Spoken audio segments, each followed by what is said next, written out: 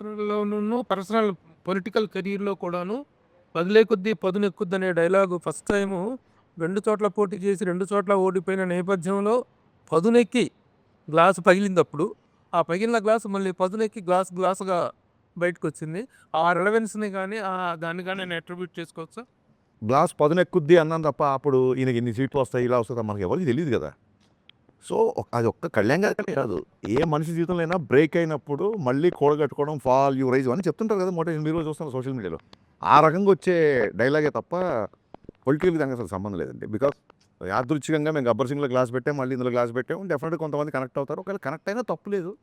ఫ్యాన్స్‌కి ఎనర్జీగా ఉంటది తప్ప మిగతా వాళ్ళని కించపరిచే డైలాగ్ కాదు కదా! ఏవండీ నేను బ్రేక్ అయినా నేను స్ట్రాంగ్ అవుతా అంటే మిమ్మల్ని తక్కువ చేసినట్టు ఎక్కడవుద్ది? మీది